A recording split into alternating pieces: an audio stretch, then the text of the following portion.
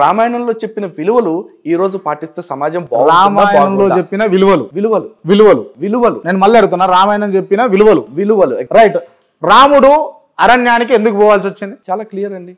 తన తండ్రి ఏదైతే తన మూడో భార్యకి మాటిచ్చి ఉన్నారో, మూడవ భార్య కొడుక రాముడు కాదు కదా? కాదండి.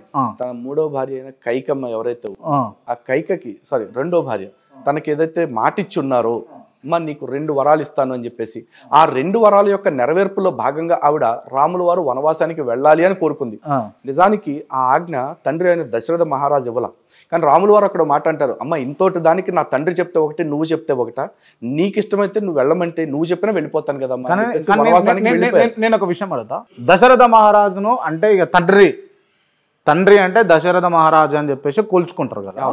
కానీ ఒక మూడవ భార్యకు సంతానం కాని రాముణ్ణి అరణ్యాలకు పంపమంటే నిర్లక్ష్యంగా పంపిన దశరథుణ్ణి ఆధారంగా తీసుకోమంటారా మిమ్మరు? ఆదర్శంగా ఖచ్చితంగా తీసుకోవాలండి. ఎందుకంటే ఆ రోజున రాముడికి నెక్స్ట్ పట్టాభిషేకం చెయ్యాలి అని చెప్పేసి ప్రకటన కూడా జారీ చేసేసిన దశరథ మహారాజు తన భార్యకి ఏనాడో ఇచ్చిన వరాలు 2 వరాలు తను కోరుకుంటే, నీకు అప్పుడెప్పుడో ఇచ్చాను, ఇప్పుడు నేను మాట తప్పుతాను, నీకు ఇవ్వాల్సిన అవసరం లేదు అని చెప్పేసి, కానీ లేకపోతే నీకంటే కూడా నా కొడుకే ఎక్కువ, లేకపోతే నా పెద్ద కొడుకే ఎక్కువ అని చెప్పేసి కానీ అనలా. ఇచ్చిన మాటకి కట్టుబడి తనకి ఇష్టం లేకపోయినా తన కొడుకు అడవులకి పోతా ఉంటే మౌనంగా రోధిస్తూ ఏడ్చాడు, కానీ మాట తప్పల. అది రఘువంశం. దాన్ని బట్టి మనం అర్థం చేసుకోవాల్సింది ఏంటో తెలుసా? ప్రాణం పోతున్నా సరే ఇచ్చిన మాట తప్పకూడదు. ఇది రామాయణం నేర్పుతున్న విలువ, రామాయణం మాత్రమే నేర్పుతున్న విలువ. ఇంకో విషయం తీసుకుంటే, ఆమె ఎవరు ముక్కుకు వస్తారు చూసినావా? అవునండి. ఏం పేరు ఆమె పేరు? శూర్పణఖ ముక్కుకు వస్తారు. ఎందుకు వస్తారు అసలు? మీరు రామాయణ ఘట్టం కనుక ఒకసారి చదివితే అరణ్యకాండలో చాలా క్లియర్గా ఉంటుందండి. వాళ్ళు అక్కడ అడవిలో ఉన్నప్పుడు రాముడు, లక్ష్మణుడు, సీతమ్మ తల్లి ముగ్గురు కూడా శూర్పణఖ వచ్చి రాముడిని నేను నిన్ను మోహించాను, నేను నిన్ను నీతో సుఖించాలనుకుంటున్నాను అంటే, అప్పుడు రాములు వారు, అమ్మ నేను వివాహితుడిని, నేను భార్య సహితంగా ఉన్నాను, అదిగో అక్కడ లక్ష్మణుడు భార్య లేకుండా ఒంటరిగా ఉన్నాడు, అతనికి ఏమైనా ఇష్టం ఉంటుందేమో అడిగి అన్నాడు. ఇక్కడ గొప్ప విశేషం మనం అర్థం చేసుకోవాల్సింది ఏంటో తెలుసా? రాముడు నేను భార్యతో ఉన్నాను కానీ తను భార్యతో లేడు కదా. నా తమ్ముడు కూడా నీతిమంతుడమ్మా, నా తమ్ముడు నిన్ను అసలు స్వీకరించడు, కాబట్టి నువ్వు గెట్అవుట్ అని చెప్పేసి అనలా. తన తమ్ముడు ఇష్టం ఏముంటుందో తనకు తెలియదుగా. తన తమ్ముడి మీద తన ఆదర్శాలను కానీ లేకపోతే తన విలువల్ని కానీ తను బలవంతంగా ఏది రుద్దే ప్రయత్నం చేయలే. తను లక్ష్మణ స్వామి దగ్గరికి వెళ్ళి నువ్వు అడుగు, తనకు అంగీకారం అయితే మీరిద్దరూ వివాహం చేసుకోండి అని చెప్పేసి అంటారు. లక్ష్మణుడి దగ్గరికి వెళ్ళిన తర్వాత లక్ష్మణుడు అంటాడమ్మా, నేను వివాహితుడిని, నేను అన్నా వదినల్ని తల్లిదండ్రులుగా భావిస్తూ సేవ చేసుకోవటం కోసం ఇక్కడ ఉన్నాను, నన్ను డిస్టర్బ్ చేయొద్దు అని చెప్పేసి అంటే, మళ్ళీ రాముడి దగ్గరికి వచ్చి అప్పుడు అంటది, నీ భార్య ఉండబట్టే కదా నువ్వు నన్ను తిరస్కరిస్తున్నావు, కాబట్టి నీ భార్యని నేను నిలువున మింగేస్తానని చెప్పి సీతమ్మ తల్లిని మింగేయటానికి చంపడానికి వెళితే అప్పుడు స్త్రీని ముక్కు చెవులు కోస్తాడు. ఆ స్త్రీ కూడా కాదు, చెప్పాలంటే ఒక రాక్షసి శూర్పణఖ. ఇదే జరిగింది. శూర్పణఖ తల్లిని చంపాలని చూస్తే లక్ష్మణ మీరు సృష్టిస్తుందా? నేను సృష్టించాల్సిన అవసరం నాకు. వాల్మీకి రామాయణంలో చాలా క్లియర్ గా ఉంది. వాల్మీకి రామాయణంలోని నేను అన్య రామాయణాలను కూడా ప్రస్తావించట్లేదు. సీతమ్మను మింగైపోయింది. ఒక మనిషిని మింగనీకి ఉంటుందా? మనిషి కాదు, తను రాక్షసి, తను రావణాసురుడి యొక్క సోదరి. మీరు అనేది ఏంటంటే రావణాసుని సోదరి శూర్పణఖ రాక్షసి సీతమ్మను మింగనీకి పోతే చెవులు కోసిరు, ముక్కు కోసిరు అని చెప్తున్నారు. అప్పటికి శూర్పణఖ యొక్క వయసు గాని రూపం గాని చూస్తే చాలా దారుణంగా ఉంటుంది. రామాయణంలో ఆమె పొట్టంతా కూడా మోకాళ్ళ దాకా జారిపోయి గోళ్ళు ఇంత బారు పెరిగిపోయి చాలా వికృతాకారంలో ఉంటుంది. కానీ తనకున్న కామరూపాన్ని ధరించే శక్తి ఏదైతే ఉంటుందో, అంటే కోరిన రూపాన్ని ధరించే శక్తి కారణంగా ఒక దివ్య సుందరిలాగా వేషం మార్చుకుని తను రాముల వారి దగ్గరికి వెళ్తుంది. తాను అక్కడ ఒంటరిగా కూడా లేదు. ఆ జనస్థానంలో కరదూషణులు అని చెప్పేసి రావణాసురుడికి సంబంధించిన మరో తమ్ముడు ఉంటాడు. ఆ తమ్ముడి యొక్క రక్షణలో ఉంటుంది. కరదూషణాదులు శూర్పణఖ ముక్కు చెవులు కోసిన తర్వాత 14,000 మంది వచ్చి రామలక్ష్మణుల మీద దాడి చేస్తారు. 14,000 మందిని గంట కాలంలో రామచంద్రమూర్తి మొత్తం అందరినీ నిర్జించాడు. కానీ ఇవేవి తెలియకుండా చాలా మంది శూర్పణఖని ఏదో చేశాడు, శూర్పణఖని అలా చేసినందుకే రావణాసురుడు వచ్చి సీతమ్మ తల్లిని ఎత్తుకుపోయాడు అని చెప్పేసి చెప్తారు. నిజానికి రావణాసురుడికి శూర్పణఖ మీద ఏమాత్రం ప్రేమ లేదండి. రావణాసురుడికి శూర్పణఖ మీదే కాదు, తన అనుకునే ఏ ఒక్కళ్ళ మీద ఎటువంటి ప్రేమ లేదు. ఎందుకంటే 14,000 మంది కరదూషణలు చనిపోయినా తన సొంత మేనమావైన మారీచుడిని తీసుకువెళ్ళి మారీచుడిని మారువేషంలో పంపించి రాముడి చేత చనిపోయేలా చేస్తాడు. పంపించి తన చెల్లెలు ముక్కు చెవులు కోసిన రాముడి గురించి కాకుండా ఆ శూర్పణఖ వచ్చి వర్ణించిన సీతమ్మ అందానికి ముగ్ధుడైపోయి సీతమ్మ తల్లిని ఎత్తుకుపోతాడు. సీతమ్మ తల్లిని విడిచిపెట్టే అన్నయ్య అని చెప్పిన విభీషణుడి మాట, కుంభకర్ణుడి మాట కూడా వినకుండా కుంభకర్ణుడు చావుకు కారణమవుతాడు. వీళ్లతో పాటు తన సొంత కొడుకైన అక్షకుమారుడు కావచ్చు, మేఘనాథుడు కావచ్చు, వీళ్ళందరి ప్రాణాలు అడ్డు పెడతాడు. అంటే తన శరీర సుఖం కోసం, తన పొందాలనుకున్న స్త్రీ సౌఖ్యం కోసం తన బంధుగణాన్ని మొత్తం అందరినీ చంపాడు. చివరికి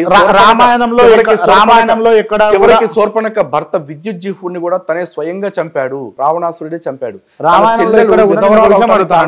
సీతమ్మ గారిని ముట్టుకున్న దాఖలాలు లేవు రావణాసురుడు. మేబీ మీరు చదివిన రామాయణంలో లేవేమో.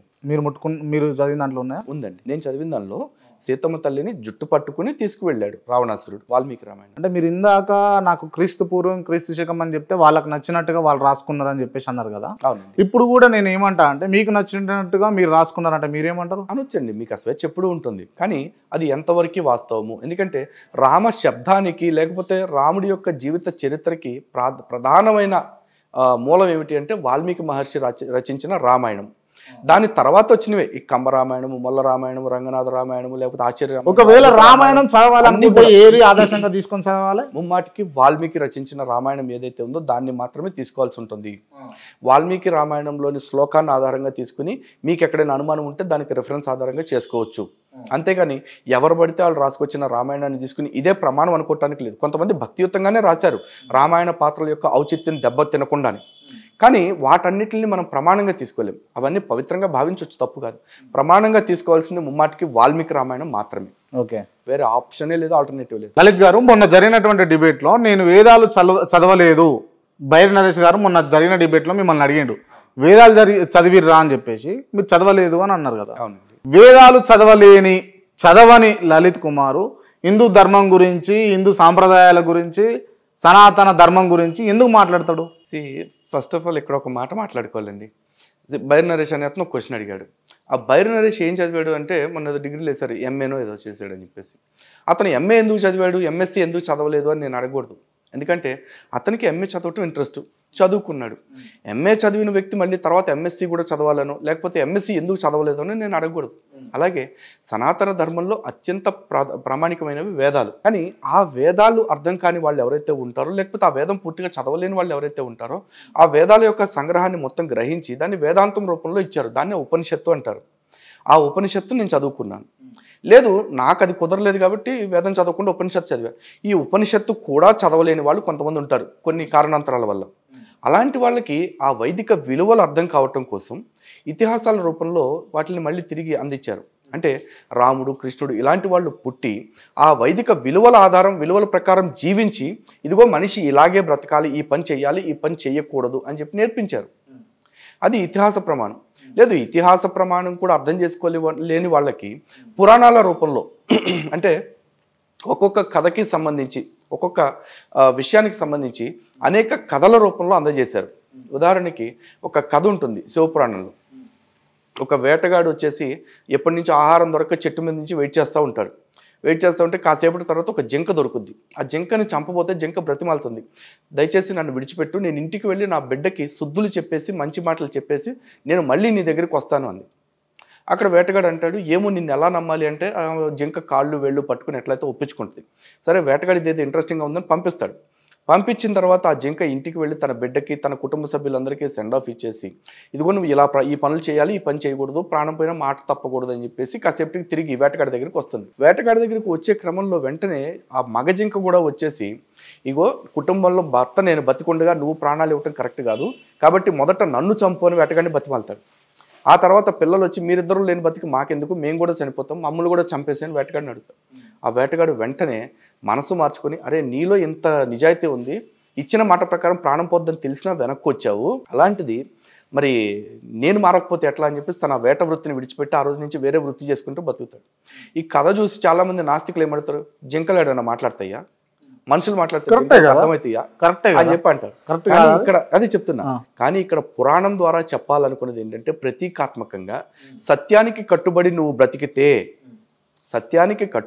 బ్రతికితే నీకు ఎటువంటి ప్రాణ సంకట పరిస్థితి వచ్చినా నీకు మేలే జరుగుద్ది తప్ప కీడు జరగదు అని చెప్పేసి చెప్పారు.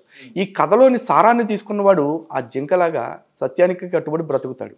ఆ కథలో సారాన్ని కాకుండా ఈ విచక్షణ లేని మాటలు ఏదైతే పట్టు కూర్చుంటారో వాళ్ళు ఏమంటారు, అసలు జింకలు పెళ్లి చేసుకుంటాయా, మగ జింక ఆడ జింక ఉంటాయా అంటూ పిచ్చి లాజికల్ మాట్లాడుతూ ఉంటారు. ఇక్కడ పురాణాలన్నింటిలో కూడా మనకి చెప్పాలనుకున్నది ఏంటంటే ఏది చేయాలి ఏది చేయకూడదు, ఎలా బ్రతకాలి ఎలా బ్రతకకూడదు అనే సారాన్ని చెప్పారు. ఈ పురాణం కూడా అర్థం చేసుకోలేని వాడి కోసం అని చెప్పేసి నీతి శాస్త్రాలు ధర్మసూత్రాలు ఇవన్నీ వచ్చాయి. అవి కూడా చదివి అర్థం చేసుకోలేని వాళ్ళు, అంత అర్థం చేసుకునే విజ్ఞత జ్ఞానం లేని వాళ్ళు ఎవరైతే ఉంటారో వాళ్ళు మంచి వాళ్ళని చూసి వాళ్ళు చేసే పనులు బట్టి ఓకే ఆయన అలా బ్రతుకుతున్నాడు కాబట్టి మనం కూడా ఎలా బ్రతకాలి అని చెప్పి అర్థం చేసుకుంటారు. దాన్ని శిష్టాచారము అంటారు. దాన్నే భగవద్గీతలో కూడా స్వామి చెప్తారు, యద్యతాచరతి శ్రేష్ఠ తత్త దేవే తరో జనః అని చెప్పేసి, సయత్ ప్రమాణం కురితే లోకస్తదనువర్ధతే. ఏదైతే మంచి వాళ్ళు మంచి పనులు చేస్తూ ఉంటారో అదే లోకమంతటికి కూడా ప్రమాణంగా మిగిలిపోతుంది. దాన్ని అందరూ పాటించవచ్చు. దానికి వేదమే తెలియాలి, ఉపనిషత్తే తెలియాలి, ఇతిహాసమే తెలియాలి, ధర్మసూత్రమే తెలియాలి, పురాణమే తెలియాలి, ఇవేమీ రూల్ లేదు. ఎండ్ ఆఫ్ ది డే వేదం చెప్పాలనుకుంటుంది ఏంటంటే మీరందరూ మంచిగా బ్రతకాలి, ఒకళ్ళ వల్ల ఒకళ్ళకి కష్టం కలగకూడదు, వీలైతే ఒకరికి ఉపకారమే చేయాలి తప్ప మేలు చేయకూడదు, హాని చేయకూడదు. పరోపకారం పుణ్యాయ పాపాయ పరపీడనం, లేదా పరోపకారార్థం ఇదం శరీరం, ఈ శరీరం ఉంది దేనికంటే పక్కవాడికి మేలు చేయటానికి అని చెప్పేసి. ఇది వేదం చెప్పినా అదే, ఉపనిషత్తు చెప్పినా అదే, పురాణం చెప్పినా ఇతిహాసం చెప్పినా అన్ని చెప్పినా అదే. కానీ వేదం చెప్పలేదు, నువ్వు వేదం చదవలేదు కాబట్టి నువ్వు ఈ మాటలన్నీ ఎలా చెప్తావు అంటే, నాకు వేదం తెలియకపోవచ్చు కానీ వేదం చెప్పిన విలువలు తెలుసు, వైదిక విలువలు తెలుసు. ఆ విలువలే నేను 10 మందికి చెప్తా ఉన్నాను. నేను చెప్పే విలువల వల్ల 10 మంది ప్రశాంతంగా ఉంటారు తప్ప నా మతం గాను చంపే, నా మతం గాను నరికే ఈ మాటలు మేము చెప్పట్లేదు. మా గ్రంథం అంతకంటే చెప్పట్లేదు. ఆడి వరకు వస్తే అది కూడా అవుతుంది కదా, అవుతుంది కదా, చేయరా? మా ధర్మం ఒకటే చెప్తుంది, మంచి చెడు ఆధారంగానే శిక్షలు ఉంటాయి తప్ప మన మతం వాడా కాదా అనే దాని ప్రకారం ఉండదు. ఈ రోజున హిరణ్యాక్షుడు హిరణ్యకశిపుడు ఉన్నారు. వాళ్ళెవరు? సాక్షాత్తు విష్ణు భక్తులు పూర్వకాలంలో. మరి వాళ్ళు భూమి మీదకి వచ్చి చెడు పనులన్నీ చేస్తుంటే వాళ్ళని నిర్జించింది ఎవరు? విష్ణుమూర్తి కదా. అదే హిరణ్యాక్షుడు, అదే జయ విజయులు తదుపరి జన్మలోకి వచ్చేపాటికి రావణాసురుడు కుంభకర్ణుడిగా పుట్టారు. మరి వాళ్ళని చంపింది ఎవరు? విష్ణుమూర్తి రామావతారంలో వచ్చి చంపలేదా? అరే నా భక్తులు కదా పాపం పోని అని చెప్పి ఎందుకు అనుకోలే? పోనీ ప్రహ్లాదుడి విషయంలోనే తీసుకుందాం. ప్రహ్లాదుడు అపర విష్ణు భక్తుడు, అరే నా భక్తుడిని తండ్రి లేనోని చేయకూడదు నేనని చెప్పేసి హిరణ్యకశిపుడిని వదిలేశాడా? వదలలేదు కదా. తప్పు చేశాడా తప్పు చేయలేదా రెండే చూస్తుంది సనాతన ధర్మం. Only conduct matters in Sanatana Dharma, not what we believe and who believe. Right, okay. Lalith గారు, మీరు సైన్స్ సిస్టమ్ నమ్ముతారా బాబాలను నమ్ముతారా? నేను ముమ్మాటికి గురువుల్ని నమ్ముతా. మొదట బాబాలని కాదు. గురువులు అంటే ఎవరో తెలుసా అండి? మార్గదర్శనం చేసేవాళ్ళు, మాయలు చేసేవాళ్ళు కాదు. ఆ గురువుల్ని నేను నమ్ముతాను. అంటే ఎట్లా? మహిమలు మాయలు పేరుతో కాకుండా మంచి మాటల పేరుతో నువ్వు ఇది చేస్తే సమాజానికి బాగుంటుంది, నువ్వు ఇలా బ్రతికితే నీ కుటుంబానికి బాగుంటుంది అని మంచి చెప్పేవాళ్ళు ఎవరైతే ఉన్నారో వాళ్ళని నమ్ముతాను. ఓకే. కానీ సైన్స్ వచ్చేసి అంటున్నారు మీరు. సైన్స్ విషయంలో కూడా తీసుకుంటే ఇక్కడ మీకు మంచి బాబాల్లో కూడా మంచి వాళ్ళు చెడ్డవాళ్ళు ఇద్దరు ఉంటారు. ఈవెన్ సైన్స్లో కూడా అంతే, మంచి ఉంటుంది చెడు ఉంటుంది. వైద్యశాస్త్రం ఉంది, ఈరోజు అనేక మంది ప్రాణాలని కాపాడటానికి ఉపయోగపడుతుంది. మరి అదే వైద్యశాస్త్రంలో చనిపోయిన వాళ్ళకు కూడా వైద్యం చేస్తున్నట్టు నటించి డబ్బులు దండుకుంటున్న వాళ్ళు లేరా? అప్పుడు వ్యక్తుల్ని తప్పనాలా, నేను ఆ మొత్తం శాస్త్రాన్ని తప్పనాలా? నేను అడిగిన ప్రశ్న సమాధానం చెప్తున్నారు. స్టోరీలు అట్లా మాట్లాడకూడదు గారు. సైన్స్ గురించి మాట్లాడుకుందాం. ఈ రోజు ప్రపంచం కోవిడ్ వల్ల ప్రపంచం మొత్తం ఇబ్బంది పడుతూ ఉంటే ఆ కోవిడ్కి వ్యాక్సిన్ తీసుకొచ్చిన వాళ్ళు సైంటిస్టులు, వాళ్ళకి చేతులెత్తి ముక్తా. అసలు ఆ కోవిడ్ వైరస్ తయారు చేసిన వాడు కూడా సైంటిస్టే. మరి వాడిని నేనేం చేయాలి? సైంటిస్ట్ రెడీ చేసిండా? సైంటిస్టులే వుహాన్ ల్యాబ్లోనే రెడీ అయిందని తేల్చారు కదా ఎండ్ ఆఫ్ డే. మరి ఇప్పుడు నేను ఆ సైంటిస్టులు ఏం చేయాలి? ఇప్పుడు సైన్స్ మొత్తాన్ని తప్పనాలా, లేకపోతే సైన్స్ని 2 విధాలుగా వాడుతున్నా వాడిని చెడ్డోడు వీడిని మంచోడు అనాలా? ఆల్ఫ్రెడ్ నోబెల్ డైనమైట్ తయారు చేశారు. ఆయన తయారు చేసిన ఉద్దేశం ఈ కొండల్ని పిండి చేసి తొందరగా అక్కడికి మంచి రోడ్లు వేసుకోవచ్చు, లేకపోతే వరల్డ్ అంతా ఇన్ఫ్రాస్ట్రక్చర్ డెవలప్ చేసుకోవచ్చు అని చేశారు. కానీ అదే డైనమైట్లను అడ్డం పెట్టుకుని ఈ రోజున ఇల్లు కూలుస్తున్నారు. అదే డైనమైట్లు అడ్డం పెట్టుకుని లేకపోతే చాలా మంది నాయకుల్ని చంపుతా ఉన్నారు. మరి డైనమైట్ ప్రాబ్లమా లేకపోతే వాడుతున్న వాళ్ళ ప్రాబ్లమా? రైట్. ఇప్పుడు అదే కోవిడ్ను తీసుకుంటే కోవిడ్కు మీకు వ్యాక్సిన్ తీసుకొచ్చింది ఎవరు? సైంటిస్టులే, ముమ్మాటికి చెప్తున్నా. మరి ఏ దేవుడు రాలేదు? దేవుడు రాలేదని మీరు ఎట్లా అంటారు? దేవుడే వచ్చిండంటారా? అదే చెప్తున్నా. వైద్యో నారాయణో హరిహి అని మేము సనాతన ధర్మంలో నమ్ముతాం. దేవుడు డాక్టర్స్ అందరూ కూడా దేవుడితో సమానమని మేము నమ్ముతాం. కారణం ఏంటి? అన్ని చోట్లకి దేవుడు రాలేడు కాబట్టి దేవుడు తన రూపాన్ని అందరిలో పెట్టాడు అని చెప్పేసి మేము నమ్ముతున్నాం. సమం సర్వేషు భూతేషు తిష్టంతి పరమేశ్వరం అని చెప్తారు. అందరిలోనూ దేవుడు సమంగా స్థితమైన. అంతమంది దేవుడు ఎందుకు అట్లా వచ్చిండని? దేవుడు చావులు ఆపేవాడు కాదు, చంపేవాడు కాదు. కర్మ ప్రకారం జీవుడికి ఏదైతే రాసిపెట్టి ఉందో అది ఖచ్చితంగా జరుగుతుంది. ఈ రోజున కోవిడ్ వల్ల ఎంతమంది చనిపోతుంటే దేవుడు కాపాడలేదు అంటున్నారు. కానీ అదే కోవిడ్ టైంలో చాలామంది ఇంటి నుంచి బయటకు రాకపోవటం వల్ల యాక్సిడెంట్ల రూపంలో కావచ్చు, వేరే విపత్తుల రూపంలో కావచ్చు చాలామంది చనిపోవాలి. కానీ ఆ సమయంలో యాక్సిడెంట్ల వల్ల చనిపోవాల్సిన వాళ్ళు ఎవరైతే ఉన్నారో అలాంటి వాళ్ళు కోవిడ్ రూపంలో చనిపోయారు అంతే. మృత్యువు ఒక రూపాన్ని మార్చుకుంటుందేమో కానీ మృత్యు అనేది ఎండ్ ఆఫ్ ది డే సహజం ఎవరికైనా సరే. ఈ రోజు కాకపోతే 100 ఏళ్ళు, 100 ఏళ్ళు కాకపోతే 150 ఏళ్ళకి ప్రతి కనిపించే శరీరం ఏదైతే ఉందో అవన్నీ కూడా ఎప్పటికైనా పడిపోయేవి. యదృశ్యం తన్నశ్యం, కనిపించే ప్రతిదీ లేకుండా పోతుంది. ఓకే, చచ్చిపోయిన తర్వాత మనుషులు ఎడిపోతారండి? చనిపోయిన వాళ్ళు చెప్పాలండి. గ్రంథాల ప్రకారం చెప్తే మీరు యాక్సెప్ట్ చేసే సిచ్యువేషన్ లేదు. మీరు చెప్పండి. నేను చెప్తున్నది గ్రంథాల ప్రకారం చెప్తే మీరు నేను యాక్సెప్ట్ చేయడం కాదు, జనాలలో ఉన్నటువంటి ప్రశ్నలు నేను మిమ్మల్ని అడుగుతున్నా.